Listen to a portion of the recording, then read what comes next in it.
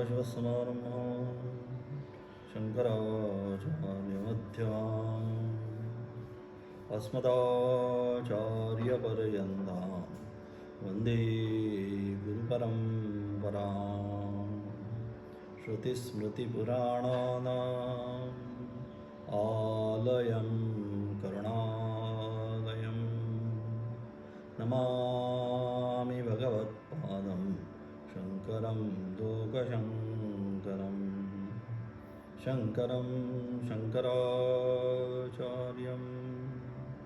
केशवं बादरायणं सूत्रभाष्यकृतौ वन्दे भगवन्तौ पुनः पुनः ईश्वरो गुरुरात्मेति मूर्तिभेदविभागिनी व्योमवद्व्याप्तदेहाय दक्षिणामूर्तये नमः. चालू असणारं कठोपनिषद आणि कठोपनिषदामध्ये दुसरा अध्यायामध्ये 6वी वल्ली, त्याच्यामध्ये असणारे हे शेवटचे सगळे जे मंत्र आहेत, 4था, 5वा, 6वा, 7वा, 8वा, सगळ्या अनुक्रमाने जे आत्मतत्व आहे त्या आत्मतत्वाच्या अनुषंगाने 4थ्या मंत्राच्या द्वारे सांगितले. काय सांगितले की काय यजे दशकं बोद्धुं प्राक् शरीरस्य विस्त्रसः ततः स्वर्गेषु लोकेषु शरीरत्वाय कल्पते. अशा प्रकारे आपण काय केलं पाहिजे? जो मुमुक्षु आहे म्हणून विवेक, वैराग्य, समाधी, षटक संपत्ती आणि मुमुक्षुत्व सांगितलं. मुमुक्षुत्व मोक्तुम इच्छा मोक्ष, मोक्षाची इच्छा की परमेक्षु म्हणजे काय? परमेश्वर जाणून घेण्याची इच्छा. त्याला आम्ही परमेश्वर, ईश्वर या नावाने संबोधित करतो. त्याचं असणारं वास्तविक स्वरूप काय? त्याचं असणारं वास्तविक स्वरूप अमुक प्रकारे आहे, तर माझं स्वरूप काय? त्याचा माझा संबंध काय? या सगळे जे प्रश्न आहेत, नुसतं चाललंय म्हणून चाललं नाही. या सगळ्याची जी प्रश्नांची असणारी उत्तरं जो आपल्या जीवनामध्ये प्राप्त करू इच्छितो त्याला आपण साधक असं म्हणतो. की काय हे सगळं आहे, काय नक्की काय आहे? त्याला आपण सृष्टी म्हणतो, अमुक म्हणतो, तमुक म्हणतो, की पंचतत्व म्हणतो, पंच इंद्रिय म्हणतो. हे सगळं जे काय आहे नक्की काय आहे? मीमांसा काय याची? म्हणून ब्रह्ममीमांसा अथवा शारीरिक सूत्र त्या ठिकाणी म्हटलं. ब्रह्मसूत्र, मीमांसा म्हणजे ब्रह्माची असणारी मीमांसा. तर म्हणून ब्रह्मसूत्रामध्ये शेवट तेच सांगितलं. तर शारीरिक मीमांसा असं म्हटलं. शारीरिक म्हणजे शरीरे भव शारीरः, या शरीरामध्ये असणारा हे सगळं चाललंय, पण नक्की कोण आहे? इदं शरीरं कौन्तेय क्षेत्र इत्यभिधीयते. 15वा अध्याय. एतद्यो वेत्ति तं प्राहुः सांगितलं. क्षेत्रज्ञम इति तद्विधिः. ज्याला जो जाणतो तो क्षेत्रज्ञ आहे. कोणाला? शरीराला जाणणारा. म्हणजेच काय? शरीराला जाणणारा शरीरापेक्षा भिन्न आहे. जो जाणतो त्यापेक्षा भिन्न असतो. म्हणजे हा जो आहे यामध्ये असणारा, आता या सगळ्या मंत्राच्या द्वारे 6, 7, 8, 9 या सगळ्या मंत्राच्या द्वारे तोच विषय या ठिकाणी आता प्रतिपादित केला जाणार आहे. त्या आत्म्यास कसे जाणावे व त्याच्या जाणण्याचे प्रयोजन काय? कसं जाणायला पाहिजे? 6वा असणारा मंत्र. 4था, 5वा मंत्र मागच्या पाठामध्ये झाला.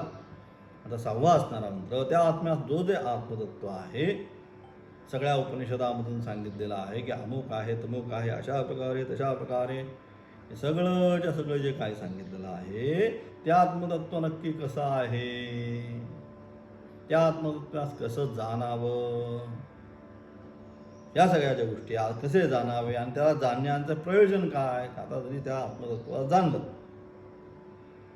समजा आता हे सगळं आपण अध्ययन केलं, अध्यापन केलं, त्याने आपली चित्तशुद्धी झाली आणि या सगळ्याच्या द्वारे त्या साक्षात अपरोक्षात ब्रह्म, त्या ब्रह्माचा आपण ज्ञान प्राप्त करून घेतलं.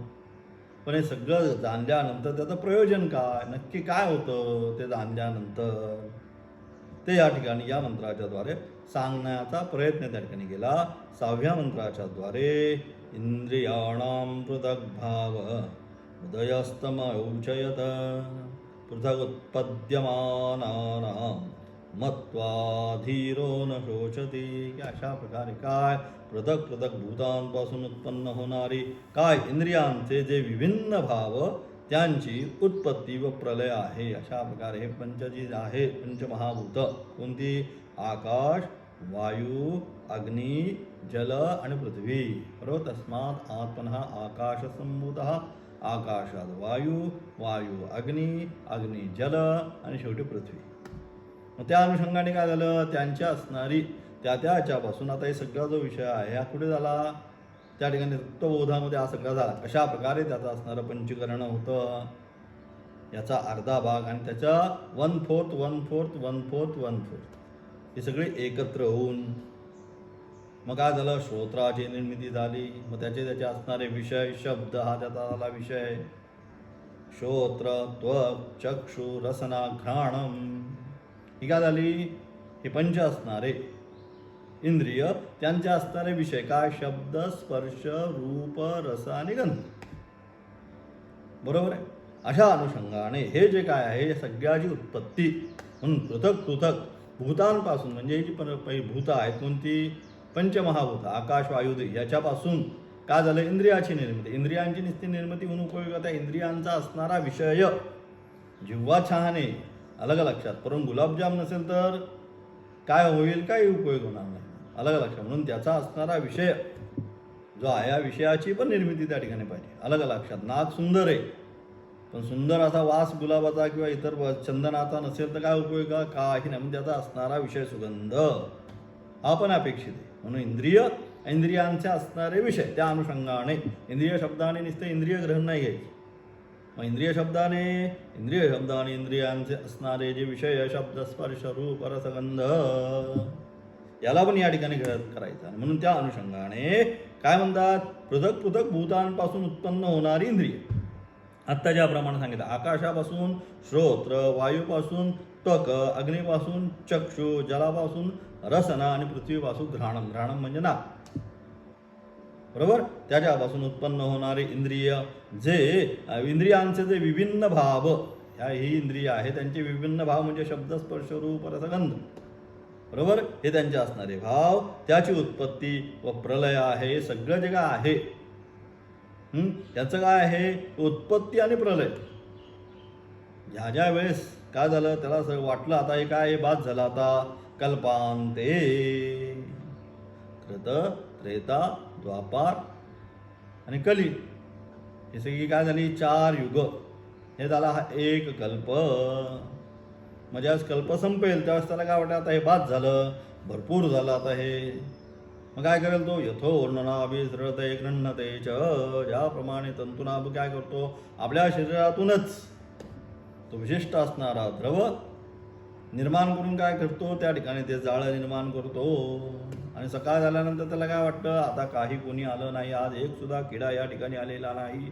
मग आता काय करावं? हे सगळं मी जाळ पुन्हा माझ्यामध्ये आविष्ट का करून घेतो का सोडून जातो?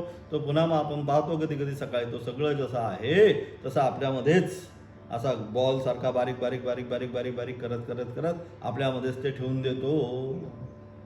त्याप्रमाणेच यथा म्हणून तंतुनाभ हा या ठिकाणी उदाहरण दिलं. कोळी ज्याप्रमाणे आपल्या शरीरामधून असणारा विशिष्ट द्रव निर्माण करून त्याचप्रमाणे परमेश्वर स्वतःपासूनच स एकः स ईक्षत या सगळ्यांच्या द्वारे बहुश्याम्ये प्रजायेति. आता मला काय झालं? एकट्याला कंटाळा आला होता. मी फार फार रूपांमध्ये, नाना रूपामध्ये या ठिकाणी व्यक्त होतो. मग सगळं जे काय आहे विभूती योग नाम जो आहे 10वा असणारा अध्याय तो त्याचाच आहे. सगळ्यामध्ये ते विशेषत्व यद्यद विभूती मत्सत्वम सांगितलं. श्रीमद्दूर्जित देव तत्तदेवावगच्छत्वम मम तेजांश संभवम. या ठिकाणी अतिशय सुंदर सांगितलं. शेवटचा श्लोक आहे त्याच्यामध्ये. यद्यद विभूती मत्सत्व श्रीमद्दूर्जितमेव तत्तदेवावगच्छत्वम मम तेजांश संभवम. या जगतामध्ये प्रत्येकामध्ये कुणीही असो त्याच्यामध्ये काही ना काहीतरी एक उत्कृष्ट अशी क्वालिटी असते. अगदी तुम्ही चोर जरी घेतला तर चोरामध्ये सुद्धा कशी चोरी दुसऱ्याला न कळता ते बरोबर बघा रेल्वेमध्ये असेल किंवा बस स्थानकामध्ये असेल, आपला मोबाईल जातो, कुणाचं पाकिट जातं, कुणाची चेन जाते, इतका व्यवस्थितपणे तो किस्सा कापतात म्हणजे अशा अनुषंगाने प्रत्येकामध्ये असणारी एक चांगल्या प्रकारची गोष्ट, प्रत्येकामध्ये असणारी काहीतरी एक क्वालिटी आहे. प्रत्येकामध्ये कुंभकार असेल तर त्याच्यामध्ये तो कुंभ बनवण्याची एक क्वालिटी आहे, मूर्तिकार असेल तर ती मूर्ती बनवण्याची एक क्वालिटी आहे, सुंदर एखादा चित्रकार असेल सुंदर चित्र बनवतो, ती चित्र बनवण्याची जी त्याच्यामध्ये असणारी क्वालिटी की तो तेच बनवू शकतो, आपण तोच करू शकतो, दुसरं कोणी करू शकणार नाही. अमुक गोष्ट झाल्यावर त्यालाच बोलून घ्या, अरे हे आहेत ना यांचा काही उपयोग नाही आपण म्हणतो, मग त्यालाच बोलून घ्या, तोच करू शकतो. हा जो तो आहे हा यद्यद विभूतीमधला तोय. त्या प्रत्येकामध्ये असणारी एक क्वालिटी, गृहिणीमध्ये असणारी क्वालिटी, एखादी सुगरण असते, 50 जरी स्त्रिया असले तरी त्याच्यामध्ये एखादी सुगरण असते. म्हणतो मग आपण काय म्हणतो, तुम्हीच करा, तिच्या हाताला चव आहे असं म्हणतो आपण. मग त्या हाताला असणारी जी चव आहे, त्या चवीची असणारी जी क्वालिटी आहे ते यद यद विभूतिमत्सत्वम मम तेजांश संभवम, ती असणारी प्रत्येकामधली क्वालिटी ही माझ्याकडनंच त्याच्यामध्ये पर्यंत पोहोचलेली आहे, हे भगवंताला त्या ठिकाणी सांगायचं. म्हणून अशा प्रकारे सगळे जे काय भाव आहेत, विभिन्न भाव, पंच असणारी इंद्रिय, त्यांचे असणारे पंच विषय, अलग लक्ष, हे कुठपर्यंत त्याची उत्पत्ती व प्रलय आहे. सगळं जे आहे ते सगळं सृष्टीची उत्पत्ती झाल्या, सगळ्याची उत्पत्ती आणि प्रलय झाल्यानंतर काही नाही, परत सगळं एकसारखं होऊन जाणार, काही राहणार नाही. मग म्हणून तोपर्यंतच, म्हणून सांगतात प्रलय, उत्पत्ती आणि प्रलयापर्यंतच हा सगळा संसार आहे. अलग लक्षात, जीवन ज्याला म्हणतो, जीवन म्हणजे काय, जन्म आणि मृत्यू, बरोबर. इकडे जन्म आहे आणि इकडे मृत्यू, हे ठरलेलं आहे. कधी जाणार हे ठरलेलं आहे, कधी जन्माला येणार ठरलेलं आहे. या दोन्हीमधलं असणारं अंतर म्हणजे जीवन. जीवन म्हणजे दुसरं काही नाही, तेवढं अंतर फक्त चालत जायचं आपल्याला, इथपर्यंत पोचला की विषय संपला, हे जीवन. आणि म्हणून अशा अनुषंगाने हे सगळ्याच्या सगळ्याची काय आहे, याची काय उत्पत्ती आणि प्रलयानंतर हे काही राहणार नाही. अशा प्रकारे त्यांना जाणून, आणि म्हणजे अशा प्रकारे मग काय करतो, जो मत्वा पृथक उत्पद्यमानानां मत्वा धीरो न शोचती, जो धीर पुरुष आहे, हे सगळं येणार आणि जाणार आहे. आसांशीर्णानी यथाव्य, दुसरा जो अध्याय सांगितला, नैनम छिन्नन्ति शस्त्राणि नैनम दहति पावकः न चैनम क्लेदयन्त्यावः न शोषयति मारुतः वासांशीर्णानि यथा विहाय नवानि गृह्णाति नरोपणानि तथा शरीराणि विहाय जीर्णानि अन्यानि संयाति नवानि देहे. सगळं ठरलेलं आहे. त्यामुळे अशा प्रकारे हेना जाणून की हे सगळं बाबा, हे जेवढं जेवढं या ठिकाणी येणार आहे सगळं जाणारच आहे. कितीही आपण कोणाला पकडून ठेवण्याचा प्रयत्न केला, आपल्या शेवटी आपण म्हणतो, डॉक्टर सुद्धा शेवटी म्हणतात आमच्या हातात काही नाही, परमेश्वराची इच्छा, आमच्याकडनं काय, आम्ही प्रयत्न करू उतरा शेवटपर्यंत. शेवटी वरच सगळे बघतात, त्याचीच इच्छा जी आहे, म्हणजेच काय करतूम अकर्तुम अन्यथा करून करण्याचं सामर्थ्य त्या परमात्म्यामध्ये असल्यामुळे त्याच्या दृष्टीने काही नाही. आणि म्हणून अशा प्रकारे तो जाणतो. तो काय, मत्वा धीरो न शोषती, जो धीर पुरुष आहे, जो ज्ञानी पुरुष आहे, तो काय सगळं जाणतो हे असंच आहे. माणसाला दुःख का होतं, जाणलं नाही की दुःख होतं. एकदा कळलं की याचा स्वभाव असाच आहे, हा दुष्टच आहे. व्यवहारामध्ये सुद्धा आपण पहा, एकदा आपल्या व्यवहारामध्ये कळलं की याचा स्वभावच असा आहे, हा दुष्टच आहे, हा फसवल्याशिवाय कोणाला राहणारच नाही, हे एकदा कळलं की हा फसवणारच. कितीही जावा त्याच्याशी, कितीही सख्य करा, अगदी त्याला काय सगळं सांगा अंतःकरणातल्या गोष्टी, तरी सुद्धा तो फसवल्याशिवाय राहणार नाहीत, कारण तो त्याचा स्वभावच आहे. आणि म्हणून त्या अनुषंगाने इथे सुद्धा काय जाणून घ्यायचं, काय कितीही जरी मग म्हटलं हे माझं, ते माझं, अमुक माझं, तमुक माझं, तरी शेवटी हे सगळ्याच्या सगळे जे म्हणतोय मी माझं माझं माझं माझं, हे सर्वच्या सर्व काय शेवटी जाणारच आहे. हे काही ते राहणार नाही. अशा प्रकारे जो जाणतो की काय हे जाणारच आहे. हे शरीर जरी असलं तरी शरीर काय किती वेळ राहणार आहे? हे आज नाही तर यापासून 50 वर्षापूर्वी नव्हतं, यानंतर 50 वर्षापासून नंतर राहणार नाही. फक्त आत्ताच आहे. मध्येपि तत्ततः आत्ता आहे, प्रेझेंटमध्येच आहे. भूतामध्ये नाही, भविष्यामध्ये नाही, वर्तनामध्येच आहे. तेवढंच आहे. आणि मग काय जाणच आहे. हे सगळ्याच म्हणजे केवळ शरीर नाही, ही संपूर्ण जी सृष्टी आहे, ज्याच्या अनुषंगाने आपण अत्यंत मोहित झालेलो आहोत, ही माया प्रकृती, ती जी काय ही लीला आहे फक्त सगळी. आणि त्याच्यामध्ये काय केलं, आपल्याला फसवून ठेवलंय. आणि म्हणून अशा प्रकारे ह्या लीलेमध्ये जो फसत नाही, त्याचा यथार्थ जाणतो की या असंच आहे. तसं मग असे पण याचा स्वभाव असाच आहे, हे जाणलं की थोडंफार जरी त्याच्याशी त्याच्या मित्राशी इकडे तिकडे काही झालं ते हा जाणतो की बा असाच आहे.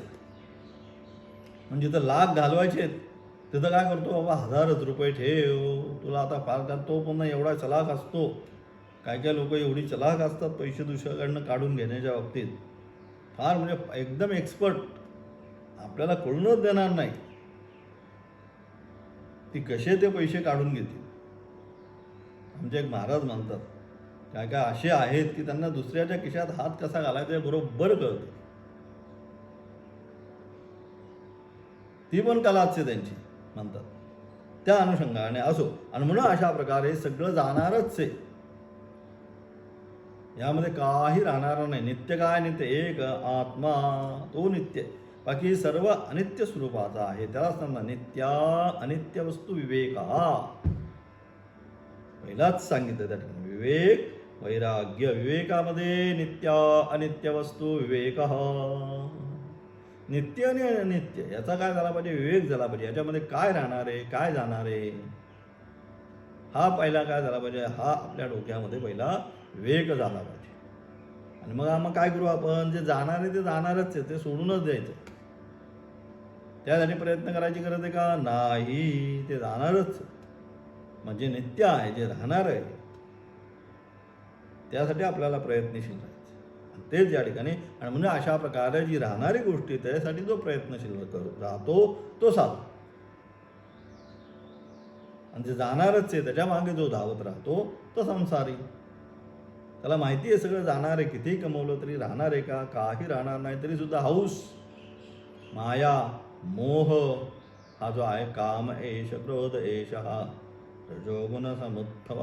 काम क्रोध लोभ ही काही नरकाची द्वारे भगवंतांनी सांगितली. तिरी त्रिविधम नरकस्येदम द्वारम नाशनमात्मनः.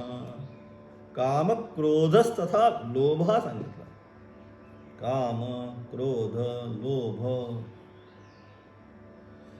ही काय, ही सगळी नरकाची असणारी दार आहेत.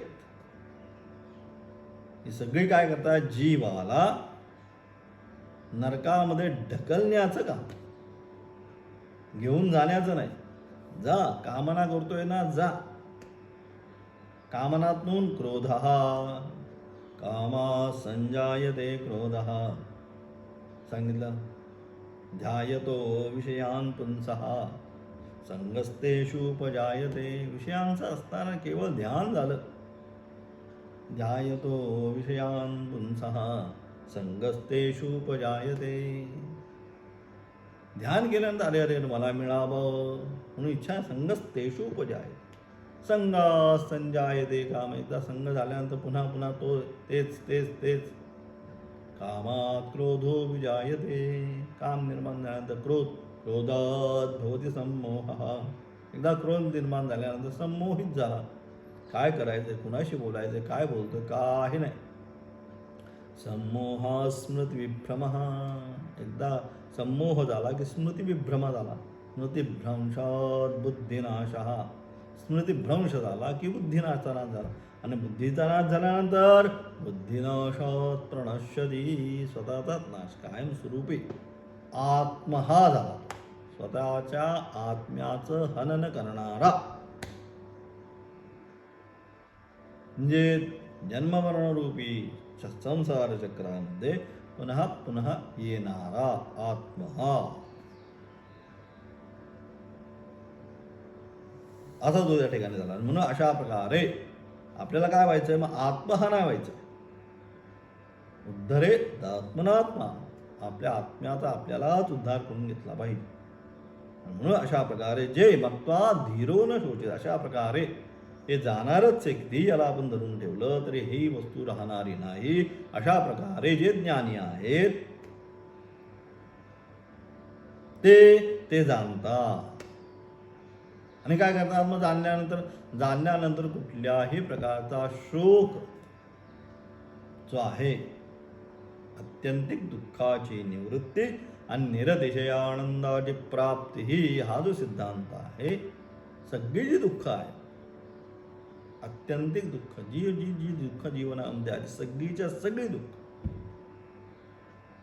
नष्ट होऊन तो निरतिशय जो आनंद आहे, कुठल्याही प्रकारच्या विषयाविना असणारा जो आनंद आहे, निरतिशय आनंद, त्या आनंदाची प्राप्ती त्या ठिकाणी त्या साधूला किंवा तो ज्ञानी जो असेल त्याला आपल्या जीवनामध्ये प्राप्त होते. आणि म्हणून काय केलं पाहिजे, तो जे आत्मतत्व आहे ते आत्मतत्व आपण आपल्या जीवनामध्ये प्राप्त केलंच पाहिजे. आचार्यांचं असणार भाष्य, कथमदोत्थव्य किं वा तत् अवबोधे प्रयोजनमिति उच्यते.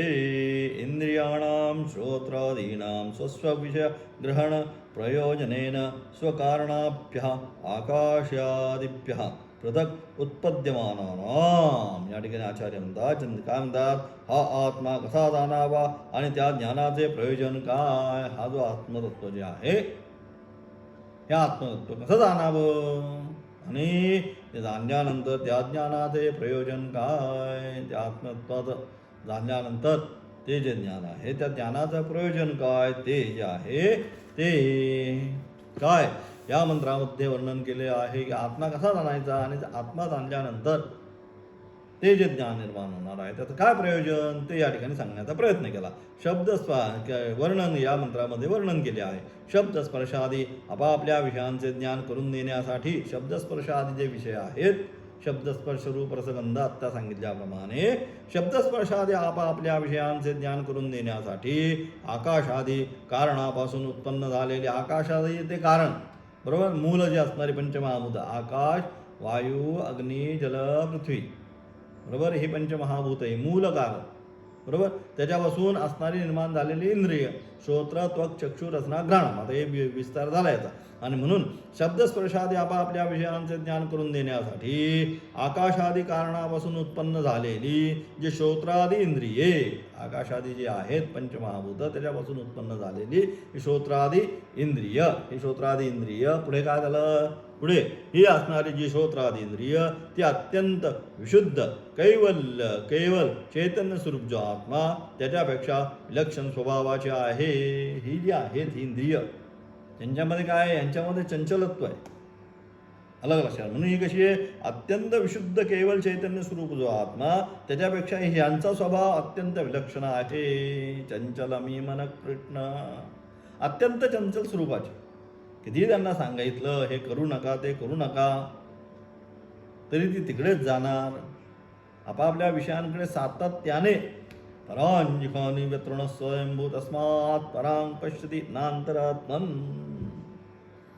परांग पश्यती, ही सगळी इंद्रिय आहे, बहिर्मुख असल्यामुळे काय होत आहे की पुन्हा पुन्हा पुन्हा पुन्हा पुन्हा पुन्हा कितीही सांगितलं तरी आपापल्या विषयांकडेच पुन्हा पुन्हा धावण्याचा प्रयत्न. लहान मुलाला जसं कितीही सांगितलं तिकडे जाऊ नको, तिकडे जाऊ नको, तिकडे जाऊ नको, तरी काय 5 मिनिटांनी तिकडेच धावणार. तशी इंद्रिय की तिकडे हे खाऊ नको, ते पिऊ नको, हे करू नको, तरी काय काय तर त्याच्याकडेच धावणारी आहेत. म्हणून हे अत्यंत चंचल, म्हणजे त्या आत्मतत्वापेक्षा यांचा असणारा स्वभाव कसा अत्यंत विलक्षण स्वरूपाचे आहेत. ती अत्यंत विशुद्ध केवळ चैतन्य स्वरूप जो आत्मा त्याच्यापेक्षा अत्यंत विलक्षण स्वभावाचे आहेत.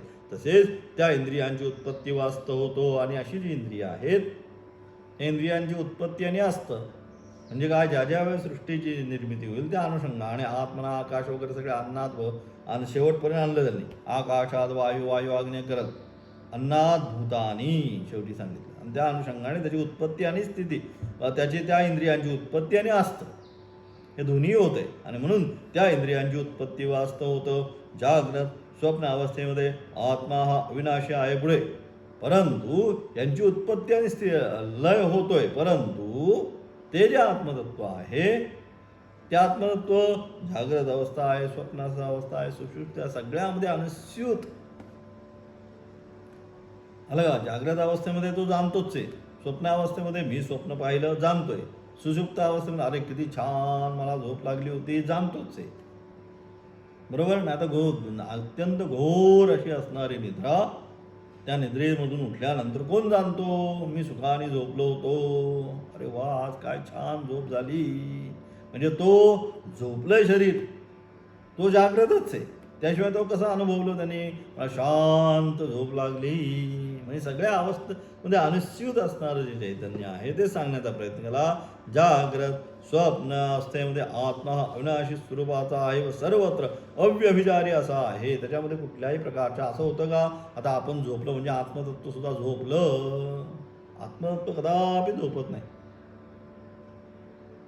ते कायम जागृतच आहे. या निशा सर्वभूताना ते जागृतच आहे, त्याच्यामध्ये झोप वगैरे नावाचा प्रश्न येत नाही त्याच्यामध्ये. आणि म्हणून अशा प्रकारे जागृत स्वप्न अवस्थेत आत्मा हा अविनाशी असा आहे. हा जे आत्मतत्व आहे कसा आहे? अविनाशी स्वरूपाचा आहे व सर्वत्र अव्यभिचारी असा आहे. त्याच्यामध्ये कुठल्याही प्रकारचा व्यभिचार व्यभिचार म्हणजे त्याच्यामध्ये बदल होत नाही. अनिश्चित सच्चित आनंद जे स्वरूप आहे ते तसंच तैलधारावत शेवटपर्यंत तसंच राहतं आणि अव्यभिचारी असा आहे. आणि अशा प्रकारे ते जे आत्मतत्व आहे त्याच्यामध्ये कोणत्याही प्रकारचं त्या अविनाशी स्वरूपाचा आहे, अव्यभिचारी स्वरूपाचा आहे, त्याच्यामध्ये कोणत्याही प्रकारचा बदल होत नाही. अशा प्रकारे काय? अशा प्रकारे असे धीर पुरुषाने विचाराने जाणणे. म्हणजे असा जो धीर पुरुष आहे हा काय? तो विचाराने हे सगळं जाणतो. या सगळ्यामध्ये अनुस्यूत असणारं चैतन्य आहे हे एकच आहे. हे जो धीर पुरुष जाणतो त्या विद्वानास कोणत्याही प्रकारे शोक होत नाही. असा जो विद्वान आहे त्याला कुठल्याच प्रकारचा शोक होत नाही. तर ती शोकम आत्मवित, जो आत्मवित तो शोकम तरती, त्या शोकापासून तो पार जातो. मग कसल्या अवस्थेत जातो? योग रतो वा भोग रतो वा संग रतो वा संगविहीन यस्य ब्रह्मणे नमदे चित्तम नंदती नंदती नंदते. त्या ब्रह्मामध्ये एकदा तो त्याचं चित्त रममान झालं की तो फक्त एकच आनंदामध्ये रममान होतो. आणि म्हणून काय केलं पाहिजे? या सर्वांच्या पर असणारा ह्या प्रकृती जी आहे, प्रकृती म्हणजे माया, या मायेच्या असणारा अव्यक्तात् परो पुरुष हा सांगितलं.